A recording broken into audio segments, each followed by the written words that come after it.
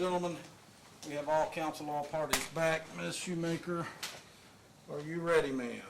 You have placed us back on the record. All right, folks, continuation of May 18th, 2018 docket, that of Joseph E. Woods and 246. All jury members are back.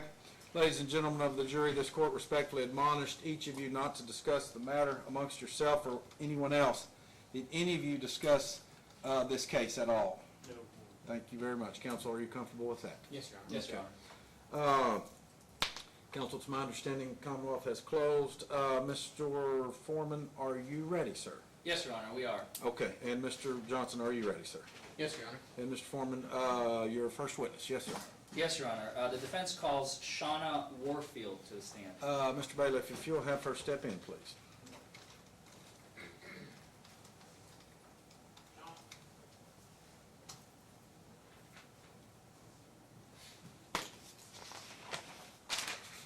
Ms. Warfield, good afternoon at this point. Ma'am, I'm going to need you to take this witness stand, please. Be careful with that chair. It's a little old and rickety, if you will. And ma'am, once you've been seated, if you'll be kind enough to face me and raise your right hand. Ma'am, do you solemnly swear and or affirm the testimony you're about to give is the truth? Yes, Your Honor. Thank you. You may face that direction if you need to. If you'll state your full name Shauna Warfield, and your occupation, chart nurse at Women's Care of Lake Cumberland, and where do you live, ma'am? Waynesburg, Kentucky. Thank you. And Mr. Foreman, you may ask, sir. Yes, sir. Thank you, Your Honor. Good afternoon, Ms. Warfield. How do you know Mr. Woods? Let's start with that. He's my boyfriend of 13 years. Can I stop you there? Like, can everyone hear her? She's soft-spoken like me, unfortunately. No, Sorry. you can. Mr. Collins, you can hear her? Okay. Mr. Foreman, you may proceed. Yes, sir. Thank you, Your Honor. How long have you been together? I'm sorry. 13 years. 13 years. I want to take you back to the events that transpired on January 7th. Okay. Could you please tell the lady and gentleman of this jury, where were you? Where did you both go at approximately 6 o'clock, 6:30 on January 7th, 2017? Mexican restaurant here in Danville. Los Rodeos, to be exact. Lost what? Los Rodeos? Is that down the street from here? Yes, sir. And do you remember what time you arrived? Around 6:30. Why did you go there that night? To watch a UK ball game, basketball game. Okay. Who drove there? Joe did. And you were the passenger? Yes. Okay. After you were seated, could you just explain to the lady and gentleman of this jury what has transpired? Well, we ordered a drink. We were there to watch the game. We proceeded to order some food, and we decided to stay there and watch the game. Some friends joined us, and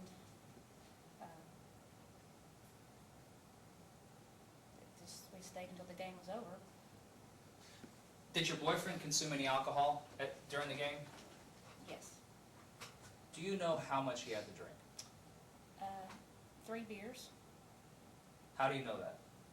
because he knew he had to drive, and I did too. Do you remember what he had to drink? 3 Bud Lights, How big were they? 12 ounces. Do you remember, by any chance, I know it's been a while, but do you remember the timeline? You said you got there about 6:30, right? Mm-hmm. Yes. When did Joe order his first drink? Do you remember?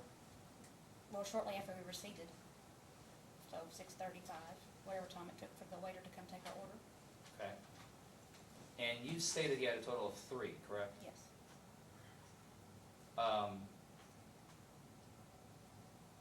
How long into your meal did Joe finish his last drink? Do you remember?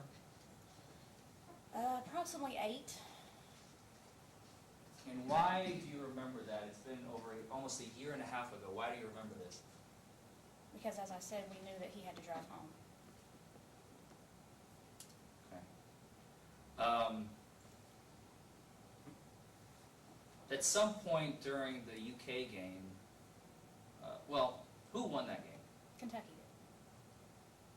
did. And did the restaurant kind of celebrate the occasion of UK winning the game? Yes, they did. They offered free tequila shots. Did your boyfriend have any? No, he did not. Did you have any? Yes, I did. Did you have any other alcoholic beverages that night? Yes, I had beer and a margarita. Were you planning on driving that night? No, sir, Why not? because I knew I had too much to drink. And you stated that this was planned because you knew that he's the one that's going to be driving, correct? Correct. Okay. At some point, you may recall, Mr. Woods, your boyfriend, got pulled over. Yes, Do you remember that? yes, Were you seated in the car the whole time? yes. Did you exit the vehicle at any No, point? I did not. Did you interact with any of the deputies prior to his arrest? No. Did you interact with anyone after he was arrested? One officer did ask me if I had someone that could come pick me up.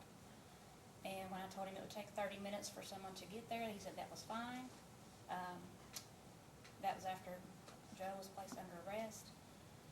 He actually reached in the vehicle, started the vehicle, and opened the door and rolled the window So, I'm up. sorry, so the vehicle was turned off at this point? Yes, And he started the vehicle for yes, you? Okay, because it was cold. okay. And what else did he do?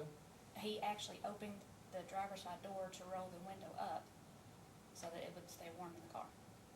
And how long did you have to wait for your driver to arrive? 30 minutes. No further questions? Yes, sir. Mr. Johnson, I'll give you ample time and cross when you're ready, sir.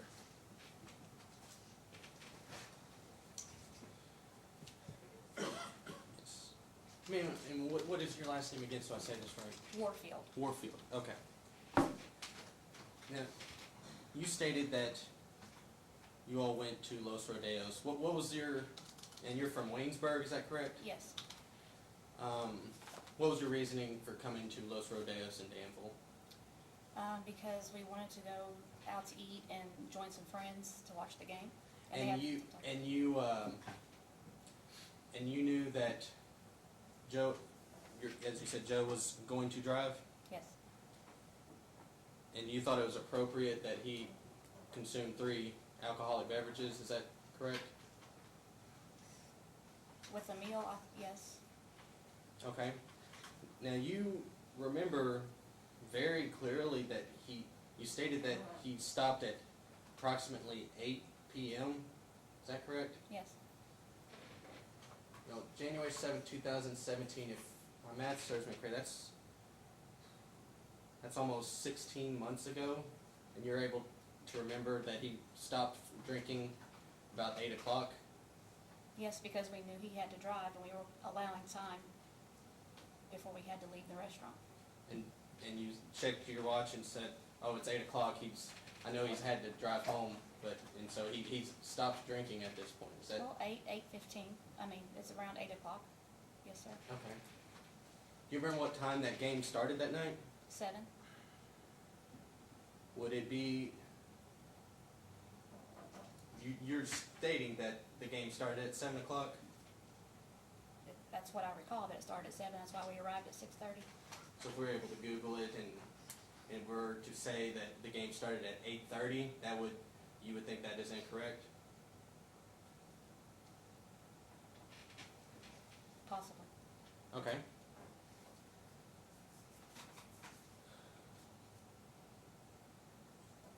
Now you said you interacted with with the deputy. Was it the deputy that is seated next to me? No, sir, Do you happen to remember the name of that deputy? no, he did not tell me his name. Okay. And this may seem obvious, but why did he not let you drive the vehicle home? Because I was intoxicated.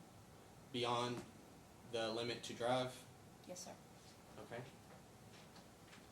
But yet you're able to remember that he stopped drinking at 8 p.m. because I wasn't intoxicated at 8 p.m.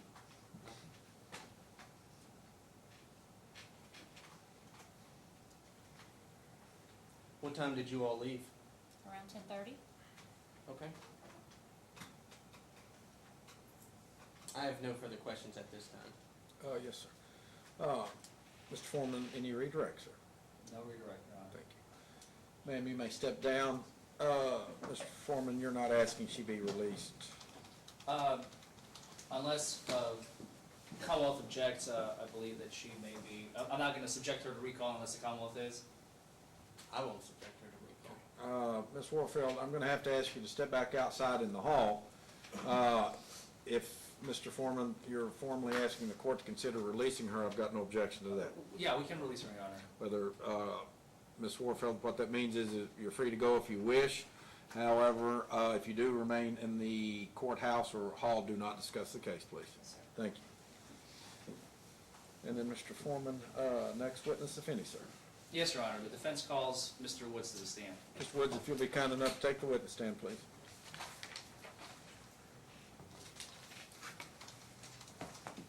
And Mr. Woods, once you've been seated, if you'll face me and raise your right hand, sir. Yes, sir. So do you solemnly swear and/or affirm the testimony you're about to give is the truth? Yes, sir. Thank you. If you'll state your full name Joseph E. Woods, and your occupation, nuclear cardiology technologist. and we'll give Mr. Young time to turn his phone off. Nuclear cardiology technician. Yes, sir. And where do you live, sir? 125 Sharon Lane, Waynesburg, Kentucky. Thank you. Mr. Foreman, he has been sworn. You may ask. Thank you, Your Honor. Good afternoon, Mr. Woods. Yes, sir. I want to probably pretty briefly, since we've already got the essential recitation of the facts, but I'd like to hear your side of the story as to, both from the deputy and your girlfriend, as to what transpired that night. I want to take you back to January 7th, 2017. Where did you go with your girlfriend, Shauna Warfield? To the Los Rodeos Mexican restaurant. And do you remember what time you arrived? Yes, sir, about 6:30. And we've already heard this, but how many drinks did you consume that night, sir? Yes, sir, 3 beers, 3 12-ounce Bud Lights. And why do you remember that so clearly? Because I was sober. There's no reason for me to not remember. You were sober when? 3 beers is all that I had. Well, do you remember what time you stopped drinking? At halftime, the game started at 7, so 8 o'clock. I didn't drink anything after the first half And why didn't you drink anymore after the first half? because I knew I had to drive home.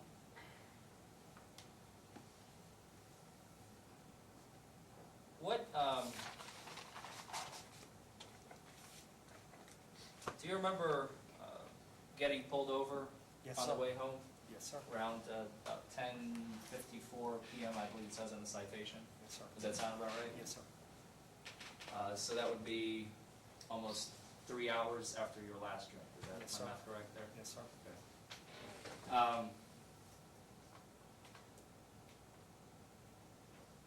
Just tell the lady and gentleman of this jury basically about your interaction with the officer. What has happened? As soon as you approached the window, what transpired? Just tell us the story. I rolled my window down and he wanted to see my license and registration, so I provided him with that. He went back to his car, I guess, for a few minutes to, I guess, run my plates and so on, I guess, to see if I had anything, any wants or warrants or anything. So then he come back to the car and said that he smelled alcohol and wanted me to step out of the car, so which I did. So then he said, okay, wait there for a few minutes, so that's what I done. He went back and got in his car and sat there probably, I don't know, good 8-10 minutes before he came back. I didn't know exactly what he was waiting for, but he was waiting for another deputy to arrive. So, and then I stood there the whole time outside. You know, as you stated earlier, the weather was horrid that night. The wind temperature was like probably 20 below, and big trucks blowing by and such. You know, it's all you could do to keep from shivering out of your skin. So, whenever he come back, that's when he wanted to administer me the test. And it's like, I told him, I said, I cannot do this, you know, I can barely stand here without convulsing. Why? What were you wearing? One thin cotton shirt. That's all I had on. Did you have any other warmer clothes with you? I had a coat in the car. Why didn't you just go and get it? I was scared to get in the car. I thought he might thought I was gonna try to elude him or run off or get a weapon or whatever. You know, I was just scared to get in the car. Did he ever offer you an opportunity to go in the vehicle and? He never came back to the vehicle until the other deputy arrived. Then that's when him and the other deputy both came back. Okay. Whenever the other deputy arrived. Do you recall, after the Deputy Addison, the one seated in this courtroom, came back the second time after you've already been outside of the vehicle, standing out by the vehicle, did he make any statements to you at that point, do you recall? That he wanted me to blow into the breathalyzer. And what did you do? I told him that I couldn't. Okay. Because I couldn't do anything but just stand there and jerk, you know, when you get that cold. You know, it was close to hypothermia, I think. Do you remember at some point you said, just take me to jail? That's why I told him, because I couldn't stand the cold. And what did he do after he said that? He said, okay, and I went and got in his cruiser. Did you need any help getting in his cruiser? No, sir. Okay. On the way to the jail, do you remember any conversations with Sure. Deputy Addison? Yeah. Most of the time on the way, he was talking on the telephone. But when he hung up, I guess he hung up, and I asked him, I said, we are going to the hospital for a blood alcohol, right? And he said, no. I said, I don't have time. I said, I'm trying to catch these kids selling heroin. I said, well, and he told me, so I don't know why they just don't smoke their weed and be happy. I don't know why that they need to fool with heroin. Objection, for. hearsay. Mr. Johnson, your objection is hearsay. Yes, sir. Mr. Forman, response, if any. Your Honor, I believe my client is simply testifying as to what he heard that night from the deputy that is subject to recall if he would like to address the issue during recross. I understand. Mr. Johnson, I will concur with Mr. Forman and his basis. Respectfully overruled. Yes, sir. Got to Please finish? continue. Yeah. Yeah, well, that's what he told me, that he didn't know whether they just smoked their pot and be happy, whether they wanted to fool with heroin for. And so, to jail we went. Okay. And what happened at the jail? First of all, how long were you interacting with Deputy Addison at the jail? Do you remember how long you guys were there together before he left? He had me sit in the chair there beside the breathalyzer machine while he filled out his paperwork. So, 10 minutes maybe, whatever it took him to fill out his papers. And at some point, he read you the implied consent. You recall that? Correct. You understood it, Correct. and you did not take this test, correct? No, sir. Why not? I told him that I wanted to contact my attorney to see, you know, what I needed to do about this, because I thought that I should have been taken to the hospital for a blood alcohol. And then he gave me, one of the other deputies, or one of the correction employees that was there, gave me a phone or dialed the number for me to my family attorney, Ralph Gibson, and I tried calling him, and he didn't answer. So Okay. then he booked me in, and I went to my jail cell. And how long were you in that jail? 12 hours. As a result of you spending the night in jail, did you suffer any consequences of that? Yes, sir. I lost a $400 a day job. Objection, relevant. Mr. Forman, response? I simply am inquiring as to what he suffered as a result of him spending the night in jail, Your Honor. Mr. Johnson, if you'll expand on your objections. I understand you stated its relevance. Judge, I don't necessarily see in terms of what happened the night of, on January 7th, I don't see how saying what happened as a result of that night is relevant to the case at bar. I understand. That's basically my basis for that. Mr. Forman, I will move on, Your Honor. thank you, sir.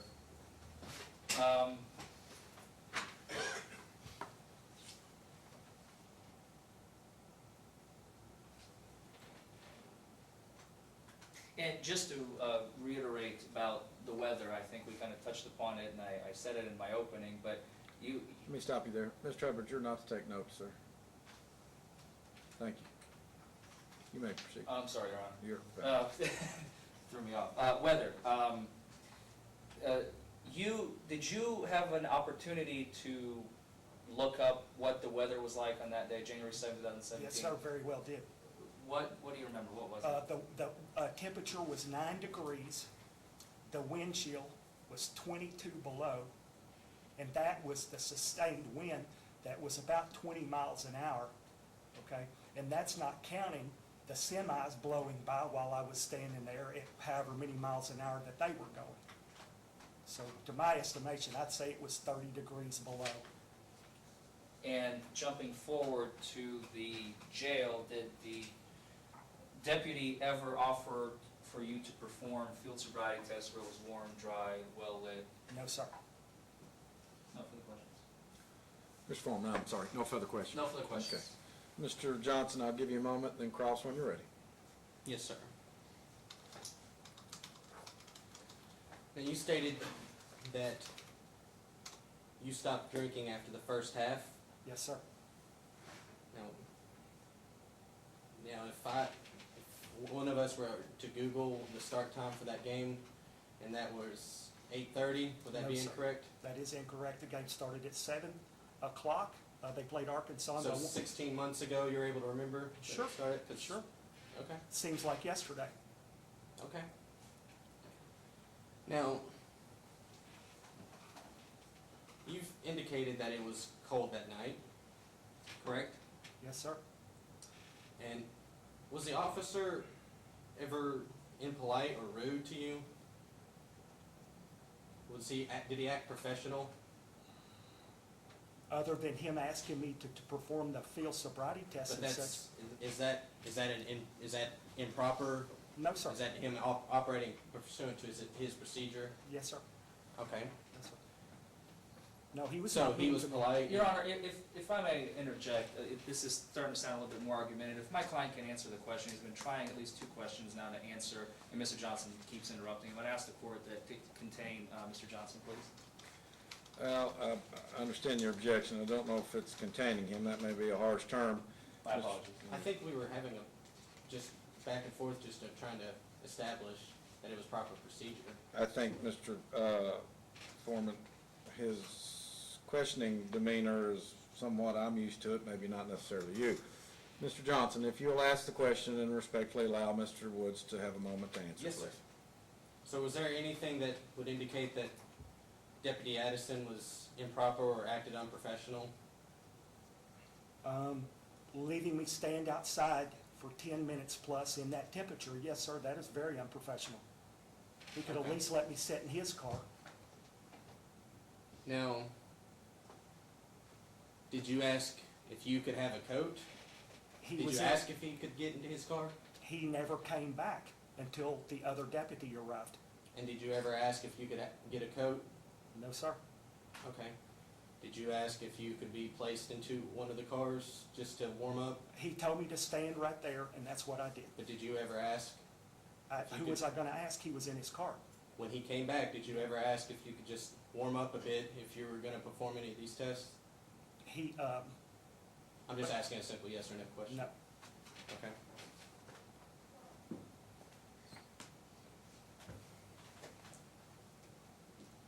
Now, when you got to the jail, approximately, was the jail cold? yes, sir, very much so. As cold as outside? No, sir. So, were you able to warm up in the jail? They gave me a blanket. Okay.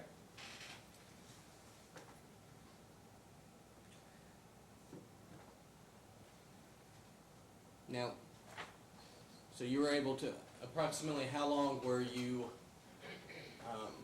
at the jail before the deputy asked for you to submit to a breathalyzer test? 15 minutes. If I were to get the deputy up on the stand and ask him what his normal operating procedure is, would you disagree that his operating procedure is 20 minutes of observation? Objection is the form. Mr., I can rephrase the question. if you will, please, thank you. If the deputy were to get on the stand and say, I observe all defendants for 20 minutes before I ask for them to perform a breathalyzer, would you say the deputy is a liar? Again, Your Honor, objection, it's borderline argumentative. I see what counsel is trying to do, but I don't believe that my witness is the proper witness to get that question through. I understand. The court's a little more comfortable with the question. I'll allow him to answer to the extent that he can. Answer the question again. If the Deputy Addison were to get up on the stand and say, in my 16 years of experience and training, my standard operating procedure is to observe a defendant for 20 minutes before I ask them to submit to the breathalyzer, would you say that he was lying? No. Okay, but you said that it was only 15 minutes? 15, 20 minutes. I didn't have a watch. I would have no way of knowing. And so, approximately 20 minutes, could have warmed up, you had a blanket. Why not just sorry, submit Your to the Honor. breath? I'm getting to my question. Okay. Why did you not submit to the breath test? That's a test of your breath. If you stated, actually, let me back up. You stated you were sober, correct? Yes, sir. So why wouldn't you submit to a breathalyzer test and this all could have been done right then and there? It's common knowledge that breathalyzers are not accurate. Are you an expert on breathalyzers? I was trained a paramedic in the Air Force. I spent many of days with different police officers at accident scenes and different scenarios where the alcohol was involved. Okay. So I have some knowledge. Some knowledge. Okay, but did you go through a training like Deputy Addison here? No, sir. Were you trained 40 hours or so on DUI detection? No, sir. Have you gone through recertifications on specifically the intoxilizer? No, sir. So you're not an expert on intoxilizers? No, sir. But your testimony is that you know that they don't work based upon your lack of experience or training? Yes, sir. Okay.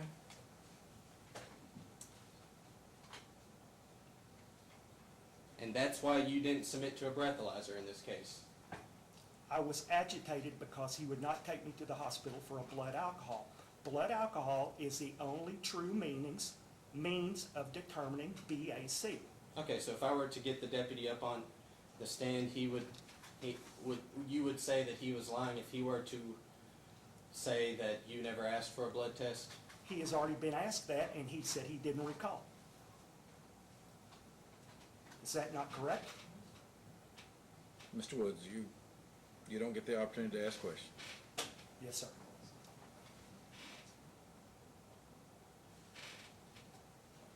Your Honor, may we approach? You may, sir.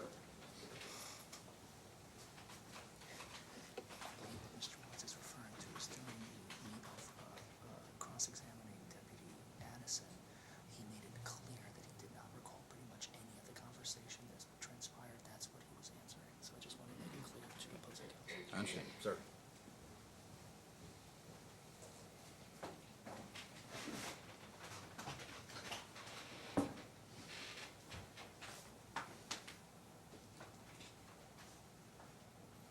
Now, the arresting officer, in this case Deputy Addison, he offered you the test, is that correct? Yes, sir. And Deputy Addison read you the implied consent form? Yes, sir. And on that form it states the purpose of this test is to accurately determine your blood alcohol level, is that correct? Yes, sir. You had the choice yes or no, correct? Correct? You chose no, is that correct? Correct? Bottom line, you had the choice and you refused the one test that would have shown the jury how much you had to drink. Is that correct? Yes, sir. No further questions. Mr. Foreman, you're fine. So I about fell out of the chair. Oh, okay. It is, Walter. Are you okay? Yes, sir. It'll go back, but I don't think it goes all the way back. Mr. Foreman, I'll give you a moment and any redirect when you're ready. Just have one question, Your Honor. At some point, you did indicate that you wanted to go to the hospital to take a blood test, correct? Yes, sir. And did the officer grant you that opportunity? No, sir. No further questions. Mr. Johnson, I'll give you a moment and any recross. So if I were to have Deputy Addison come back on the stand and state that his standard operating procedure when somebody asks for a blood test is to comply with that, you would say that he was lying? Thus again, I asked to go to the hospital and he denied me. If I were to put Deputy Addison on the stand and ask him, if somebody asks you for a blood test, is your standard operating procedure to take that person to get their own blood test? And if he was saying that was his standard operating procedure, to take somebody to the hospital that's asked for it, you would say that he was lying? Well, if it was his standard operating procedure, why did he not take me to the hospital? But you're saying that he would be lying if he got on the stand and said that? I don't understand that question. I'll withdraw the question. No Thank you. further questions. That's Any all re- for the defense, Your Honor. Mr. Woods, you may step down. Yes, sir, thank you. Mr. Foreman, I'll give you a moment, and then I'll pose the question to you. Any further witnesses or proof? No, Your Honor, that concludes the case for the defense, and if we may approach. You may, certainly. Yes, sir, counsel. Yes, Your Honor. The defense at this time would like to renew its motion for a directed verdict based on the statements made previously to the court. And I understand your basis correct, complete. Commonwealth response to his renewed DV motion. Judge, I believe there's still plenty of questions that have to be answered by the jury. So I would just ask that you deny the motion for directed verdict. We have officers' testimony that the defendant refused the testimony. We have officers that there were certain bloodshot, glassy eyes. And that, so Judge, I believe there's significant questions of fact, and I would ask that you overrule. Just for the record, Mr.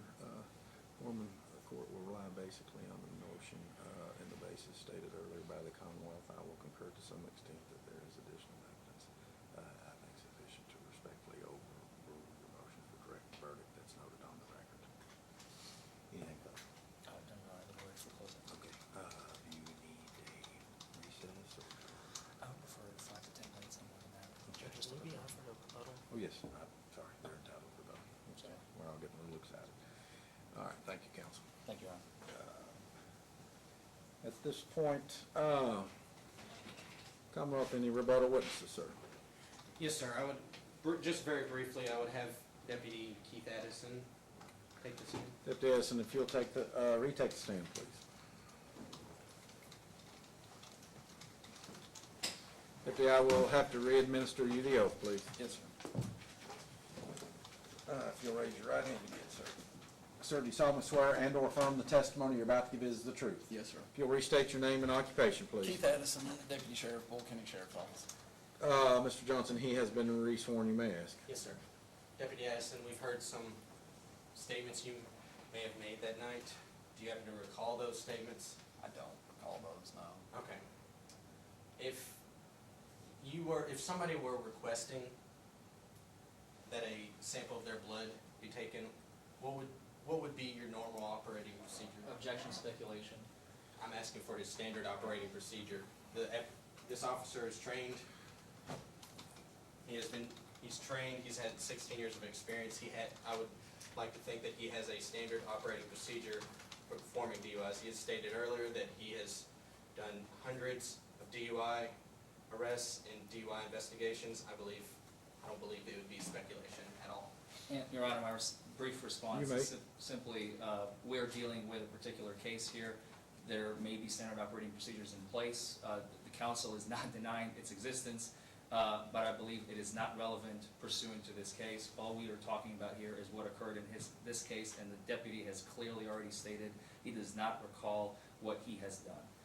I understand both positions. Mr. Foreman, I respectfully deny your objection. I'll allow you to cross-examine him, however, naturally. Thank you, Judge. You may proceed, Mr. Johnson. Now, if the defendant were to ask you, could we go to the hospital to get a sample of my blood, what would your normal standard operating procedure be in that instance? I would not deny them a test. Okay. I don't remember him asking for a blood test, but I know that if he would have asked for a blood test, I would have taken him for a blood test. How many stops and arrests have you performed in that amount of time? How many stops and arrests? DUI arrests Over hundreds, I would since think. January 7th? Oh, since his, Oh, yes. Yes. oh, I don't know, maybe not 100, but 50, Okay. 30, 50, I don't know. And if he were to ask you, are you stating today that you would have taken him to the hospital? Yes, I do not deny anyone a test if they request it. I did take him to the jail. To my knowledge, he never asked me for any other kind of test. No further questions. And Mr. Forman, naturally, I'll give you a moment, and then any cross, sir. Nothing, Your Honor. Deputy, you may step down. Thank you. Come on with any further rebuttal witnesses. Yes, sir. Sheriff's Deputy Philip Dean. Mr. Bailiff, if you will locate Mr. Sheriff's Deputy Dean, please.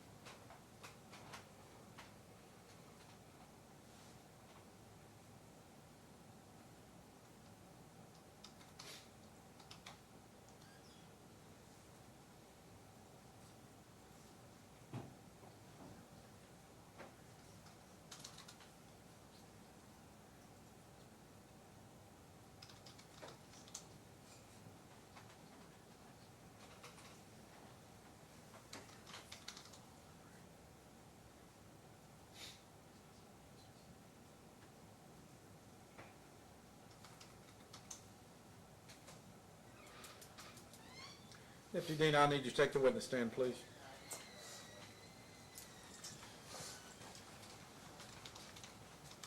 And sir, good afternoon. Once you've been seated, if you'll face me and raise your right hand. Yes, sir. Sir, do you solemnly swear and/or affirm the testimony you're about to give is the truth? I do. If you'll state your name and occupation, please. Phil Dean, Deputy Sheriff, Boyle County Sheriff's Office. Mr. Johnson, he has been sworn. You may ask, sir. Yes, sir. Deputy Dean, how long have you been a Boyle County Sheriff? A Boyle County Sheriff's Deputy? 4 years. And before that, what was your experience? Before then, I was employed by the Danville City Police Department in, I believe it was July of 2010. Did you attend training to become an officer? Yes, sir. And as part of that training, is DUI inspection part of that training? Yes, sir. Okay. Now, did you respond to a scene on January 7th, 2017? Yes, sir. Okay, and what was happening that night? My partner, Deputy Addison, had stopped a vehicle and was performing field sobriety tests. And I got out to assist with them. At what point in the process was Deputy Addison? Do you happen to recall? I do not exactly. Okay. And did you have, the defense's witness earlier stated that she interacted. Your Honor, may we approach? You may, sir. Yes, sir. If I can understand, where's this line of questioning going? Because what is the purpose of this witness? I'm still not understanding. Mr. Johnson. As a rebuttal to the defense's witness of Mrs. Warfield. Your Honor, just for the record, I believe the question needs to be phrased just a little bit differently because of the sequestering of witnesses. So he may testify as to everything that he said, heard, seen, but the question cannot be phrased as to a witness that's been sequestered from another witness. That is a violation of the rule. Would you agree? Yes, sir. Good deal. Thank you, counsel. Thank you. Mr. Johnson, if you'll re-ask your question, Yes, sir. or rephrase your question. Did you interact with Mrs. Warfield that night? I do not recall her name specifically. I do remember a female passenger inside the vehicle. Okay, and what did you observe of the female passenger? I observed what I would say would be manifestly under the influence of alcohol. I remember,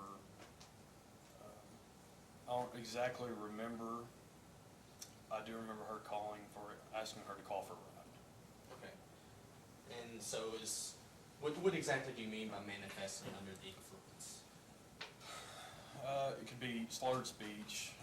Obviously, you detect the odor of alcoholic beverages emitting from her or her person's, glassy eyes, maybe difficulty walking, standing, that kind of thing. Okay. And is that why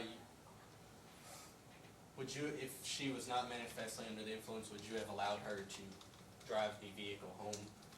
I would have tested her before I would have let her drive. Okay. And did you arrest her for alcohol intoxication? No, sir. And why is that? Well, it's me and my partner for 183 square miles in this county. So if I can have her get a ride there to come get her, it would still free me up to take emergency calls. Was it just you and the Deputy Addison in the sheriff's office working that night? Yes, sir. So it was you two tasked with covering the whole county? Yes, sir. And that is why you didn't arrest her and allowed her to get a ride home? Yes, sir. No further questions. Mr. Forman, I'll give you a moment. Cross when you're ready. No questions at this witness, I Judge. understand. Deputy, you may step down, sir.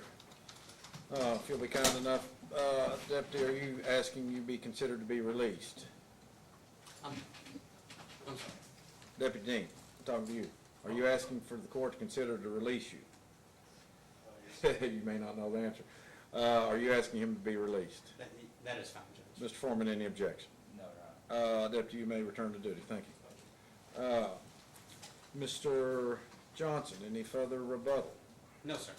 Mr. Foreman, any rebuttal? No, sir, rebuttal, Judge. I understand. Counsel, at this point, we've addressed any proper motions that you wish the court to have considered, I think. May we approach? You Your may, Honor? certainly. So at this juncture, I guess, if we could to 5 to 10 minute recess, number one, and number two, I think, once we have the jury instructions typed up so that we can both review it, Sure. Mr. Johnson.